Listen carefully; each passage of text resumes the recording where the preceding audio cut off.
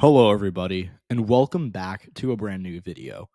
In today's video, I'll be giving my updated predictions for the 2023 gubernatorial elections and analyzing what I think is going to happen this year in politics 2023. This is an important video to make at this point in time because it's been, I think, a month or two since I made my first 2023 gubernatorial prediction.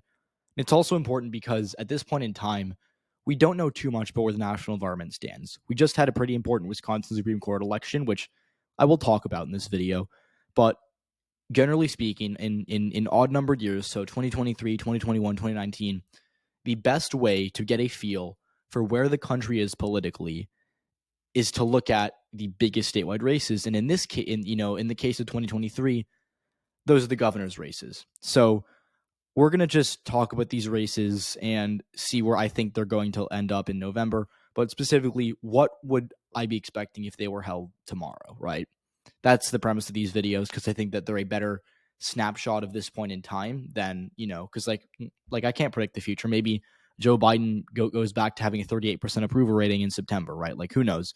But for now, I'll talk about it, what would happen if these elections were held tomorrow, and what to expect. So I do want to start by touching on the Wisconsin Supreme Court election. I did not make a video about this. I actually apologize for that. I was planning on doing it, but I had to study for like 3, exams. So I was like, you know what, this can wait. But this is certainly an important election, and that's because the Democrats in Wisconsin have not held the Supreme Court in decades, and this election flipped it back to them because in 2020 it was it's 7 seats, 5 of them were held by conservatives. In 2020, I'll go back to it. 2020, Jill Karofsky went to this race, makes it 4-3. This year, Democrats flipped that final seat 4-3 in the other direction towards the liberal a block of the court. And, that's really important because it gives Democrats the chance to kind of safeguard abortion in Wisconsin. It gives them the chance to overturn previously gerrymandered Republican maps. It also gives them a big leg up in terms of how the state's going to be run because Republicans have had supermajorities in the legislature for a very long time, but Democrats, have held the governorship since 2019, and they've also been able to do very well recently in these Supreme Court elections in 2020 and 2023. And so Janet Protasiewicz, excuse me, I'm mixing up my syllables here, which I should not be doing because I'm Polish, and that is I believe, a Polish or / Belarusian last name, so I should be able to pronounce that. But Janet Protasiewicz is, the newest member of the Wisconsin Supreme Court, and she did very well. She supercharged turnout in Dane County. This is Madison. That's, City of Madison, University of Wisconsin. She did very well. Milwaukee got back a lot of the working class areas that, were big for Obama but weren't so fond of Clinton or Biden. And she also did well in the suburbs of Milwaukee, the WOW counties. She actually only lost Ozaukee by a couple of points. And, that is significant because Democrats in Wisconsin have been getting crushed in the suburbs. Like so much so, like we talk about the metro areas, right? Like usually Democrats will do very well in big cities and they'll kind of run even in the suburbs, right? Say Democrats win the city by a net of 200,000 votes and they, run about even in the suburbs. They're winning the metro area by a net of 200,000 votes. There was a point in time in the Milwaukee area, which is the biggest city in Wisconsin, where Democrats were just getting losing votes net because they were getting, good margins in Milwaukee itself, but they were getting crushed in the suburbs. Waukesha, Ozaukee, Washington, those 3 counties were just crushing Democrats, and they were netting Republican margins out of metro area, and that put immense pressure on Democrats to do well in other parts of the state. So, Protasiewicz winning back a lot of voters in the working class areas was important, but it was nowhere near as important as her being able to, reduce those margins in the Milwaukee metro area for Republicans. And so that's a preview of what I think Democrats are going to try to do this year, or in November specifically, because they're going to run, I think, on issues like abortion, like they did last year, which paid off for them. They're going to run on issues like elections. I think, discussing potential, for, I guess, Republicans, calling Republicans out, and potentially tying them to the denial of the 2020 election, which is not a popular issue. We saw in exit polls from last November that a lot of voters were actually concerned with Republicans, respect for democracy and whatnot. And again, you can argue that both ways. You can say, well, Democrats are not exactly pro-democracy either. You can make any argument you want.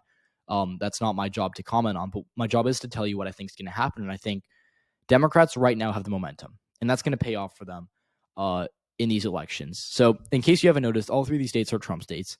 All of them are actually, pretty solid for Trump. None of them were really competitive at any point in the 2020 election, and they're not going to be competitive in 2024 no matter who the Republican nominee is. But Democrats are more competitive here down ballot. That said, I do want to get Louisiana out of the way because I think Louisiana is not really worth talking about too much. Democrats do hold the governorship in Louisiana. John Bel Edwards is the incumbent Democratic governor. He won by about 3% in 2019. But again, he only won because he was a moderate Democrat. He was the incumbent. He was quite popular. He's term limited. So, he can't run anymore.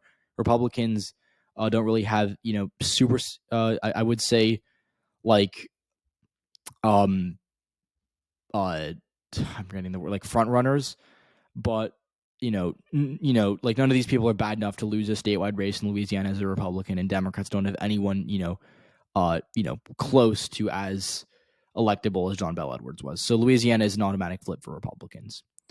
Neighboring Mississippi is a bit more interesting. It's going to vote red. I would be quite surprised if Tate Reeves, the incumbent Republican governor, lost re-election, but it's going to be interesting because he's not popular. And in 2019, before he was governor, this is an open seat. He only won by about 5 points against Jim Hood. Now, Jim Hood was a very good candidate for the Democrats. He was the, I believe, Secretary of State. Let's see here. He was the Attorney General. I always get those positions mixed up. But he was the Attorney General of Mississippi, and he, ran for this governorship as a statewide elected official, and he only lost by 5 points. So, you could absolutely say Democrats are in position to be competitive in Mississippi this year. Tate Reeves is more unpopular now than he was in 2019. And they have a good candidate in Brandon Presley, who is the, I believe, Public Service Commissioner of the Northern District. Now, in fairness, that office is a lot less polarized than a statewide high-profile gubernatorial race, but it's worth noting because being elected as a Democrat in Northern Mississippi, which is a Trump, that district voted for Trump, the one that Presley won in, voted for Trump. And being elected as a Democrat in that region is impressive. I don't want to take away from that. But at the end of the day, realistically, it does not even compare to winning a statewide race the way Jim Hood did, or winning a governor's race, which is a more polarized race in, no matter how you view it. So this race, I think, could be close. It could be a sleeper, but Democrats need black turnout to be really high for them to win this state because Republicans consistently get 75, 80% of the vote with white voters in Mississippi, unless, Brandon Presley can crack the code to do better with white voters than Democrats have been doing in, decades in this state. It's not flipping. So, miracles are possible, but this is a state that I would avoid betting on Democrats in. But the last state, Kentucky, I think we could absolutely make the case for because it's kind of the reverse Mississippi in that we saw a Republican elected, by a pretty underwhelming margin in 2015. Matt Bevin won. He underperformed Mitt Romney by a good amount. And so he wins by an underwhelming margin. He becomes very unpopular, the same way Tate Reeves kind of, what Tate Reeves is doing right now. And I know I just said Tate Reeves was going to win, but in this case, the unpopular Republican governor lost by about 5,000 votes. It was very close, as you can see here, just by 0.4%. Andy Beshear defeated Matt Bevin. But what's important about this is that Beshear is kind of matching the trend of Democratic governors in red states. He's kind of like a Laura Kelly in that he governs, quietly. Laura Kelly's is not like a big, progressive figure in her state. She's a Democrat, and she ran as a Democrat. She ran on progressive policies, but she's not a progressive, loud figure. And that's, that's to her benefit because she's a Democrat in a red state. And Beshear's similar. He's a Democrat in a state like Kentucky, which is very conservative, but he does, he governs as a normal Democrat would. He signed bills that, protect transgender athletes, or rather he's vetoed bills that would go against transgender athletes. He's been, consistently pro-choice. He's been consistently, supporting liberal policies and rhetoric. And to me, I would say he's been a fairly, generic Democrat in his governance of Kentucky. And so Republicans are going to call him out for that. They're running, in all likelihood, Dan Cameron, who is the current, I believe, Attorney General of Kentucky. Yeah, Dan Cameron. And he's a good candidate because he's won statewide before. He actually won in 2019 on the same ballot as Beshear. So he's outrun Beshear before, and he can absolutely do it again. But Beshear's a popular governor. It's really hard to unseat popular governors. And I know Kentucky's a red state, but look, I made this mistake in Kansas last year where I said Laura Kelly's popular, but it's a red state. Beshear's in the same situation, except this year, last year Laura Kelly had to deal with Jerry Moran winning the Senate race by 25 points for Republicans at the top of the ticket.